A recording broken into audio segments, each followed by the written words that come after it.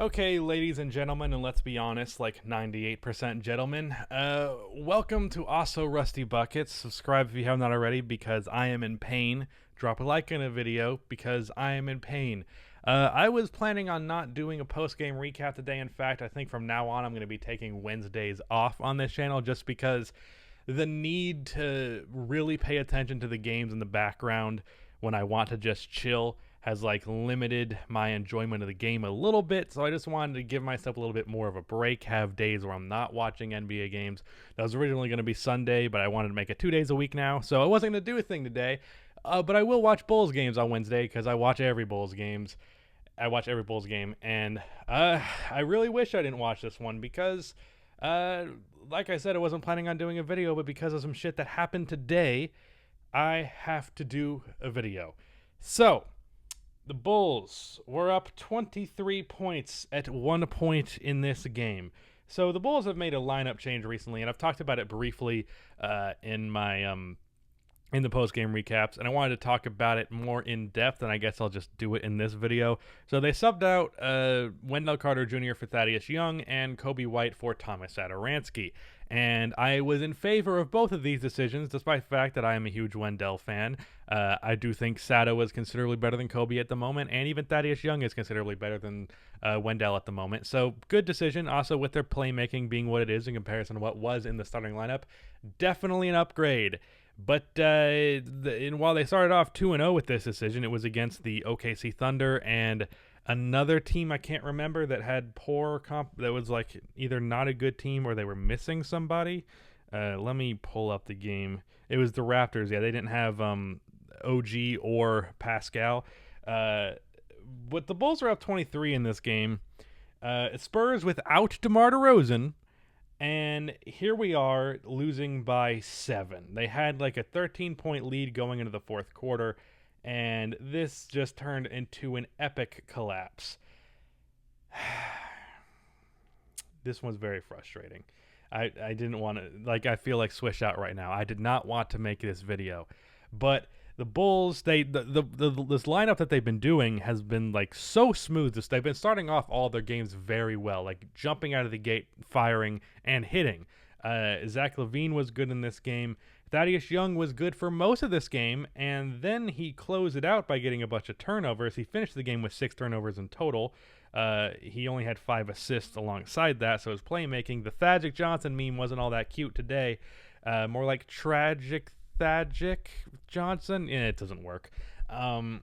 Patrick Williams had a good rebounding game, but that's about it. And then for why they lost this game, well, the Spurs threw a defense at the Bulls that they just could not figure out. I don't know if it was zone or some combination of man-to-man zone, like switching in and out of it. Like they were just all over the floor, and it was very confusing, and they just simply did not have the right players to navigate the confusion that the Spurs were creating. Like they were aggressively going after the ball, but then also not leaving anybody open. And the team was struggling with the playmakers in this game, playmaking in this game. Also, Otto Porter Jr. as well as Kobe White were doing stupid things. Kobe White, 3 for 11 from the field. I've said it once, I'll say it again. I'm so tired of Kobe White. And my thing with him is like, you know, even though he is like 21 years old or something like that, generally with young players or specifically star players in the future, you tend to have seen the foundations of what they'll become in their earlier years of their career, but you don't see that with Kobe White. There is no foundation to build on with Kobe White, really. It's just not a very good NBA player that was taken with the 7th pick, so we're not giving up on him yet, but if he was drafted in the 2nd round, no one would care about him, and that's kind of how that is. But outside of him and Otto Porter, they also had poor rotations, and this was annoying from Billy Donovan's point. So, first of all, Denzel Valentine. I have been a staunch defender of Denzel Valentine, but he has been horrible for the last like dozen or so games, like the last maybe 15 or so. Like to start this year, he was shooting very well from 3. He was doing like secondary ball handler and playmaking duties occasionally, which the team desperately needed playmaking. So that was a nice contribution. His defense wasn't horrible. He could occasionally hit a floater, take something off with the dribble, off of the catch. You know what I mean? Just he was solid. He can't make a fucking shot now, and he takes so many bad shots. So it's not like he's not like he's just missing good shots and it's like, oh, he can't be too mad. No, he had one play where he missed a three, got his own rebound, and it was a defender right on him, and the rest of the Bulls getting back into the play because they were running back to play defense. He does a step back three-pointer with no one in the paint to grab the rebound, and the Spurs defenders already there. Like this, it was so stupid. And he plays so bad now, and it makes me mad. But why does Ryan Arcidiacono play? Like, I understand Garrett Temple's been out, so that could excuse it to an extent, but even then, just play Otto more minutes, or even just play Kobe White more minutes. Why does Ryan Arcidiacono play 10 minutes in this game? He's not good at anything. He can sometimes hit a spot up three. He's a decent enough hustle player, but he's like a 6 foot, not good defender, not really a playmaker or ball handler. He can do it passably at times, but that's about it. Why does he play? He's not good, and he gets a lot of fucking minutes. Like, I like Ryan, but he's a third string point guard for a reason. Stop treating him like he's a rotation player. He's a nice guy to have on the team because he's a nice guy, first of all, but then he's also just a nice guy to have on the bench in terms of like he's a good leader and he has like he's a very good cheerleader essentially. And he's a nice little ball of energy to have on your bench, but he's not someone that should be playing. And this combined with Markkanen not having an electric game by any means. Thomas Satoransky was fine. I mean, he was 3 for 8 or whatever. But on the Spurs side of things, in terms of us playing defense, I don't think the defense was too bad or anything. I mean, Jakob Poeltl was grabbing rebounds like crazy. This might have been the best game of his career. He had 20 and 16. Good God. I didn't realize it was that bad. And he was 9 for 11. Shout out to George Bush. But then Patty Mills hit a three-pointer that was big and it just shifted momentum. But like this whole fourth quarter was a team that knows what they're doing versus a team that doesn't, because it was the Spurs defensive scheme that really flustered the Bulls entirely. They were not ready for this, and that's not just on the players, it's also on Billy Donovan, because he was not ready for this. Poor rotations, not adjusting to what the Spurs were doing.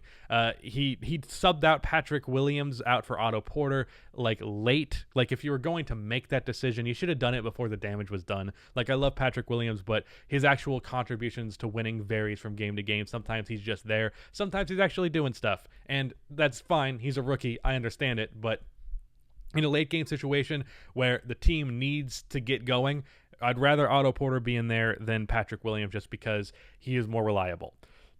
Other than that, there's not too much else to say. I mean, the last video I posted with the Bulls and the title was like, the Bulls make me happy, and it's on a win streak. I'm basically bipolar with this shit because, I mean, technically they're 2-3 out of their last 3, but they should be on a 3-game win streak, and they're not. I mean, you're up 23 points. You shouldn't blow a lead like that.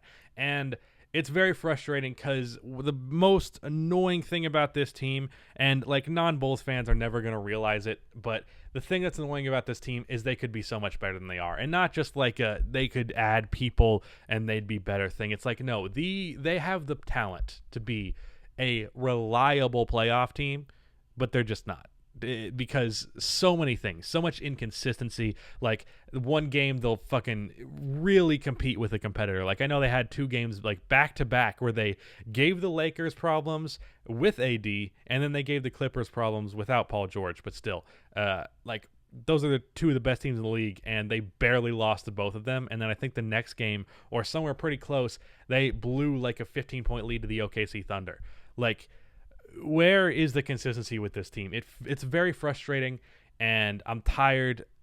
That's it. I'm tired. I was going to say it's frustrating, and I'm tired of this. No, I'm just tired.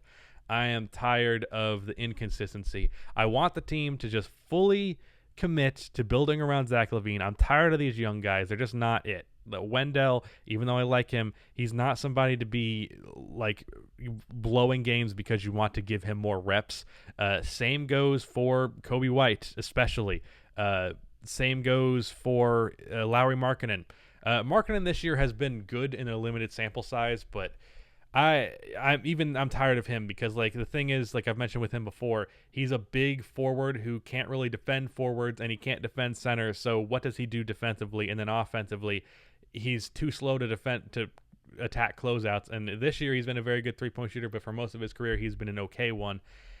Yeah, I don't know. I had to get that off my chest, and I had to make this a Bulls specific video. I'm not talking about other games because, like I said, I wasn't watching other games. I know the Bucks Sixers game had some weird ending, but yeah, that's it. I fucking hate being a Bulls fan sometimes, but I also love it sometimes. But right now, very much in the hate it section of it. But yeah, that's it. Bye.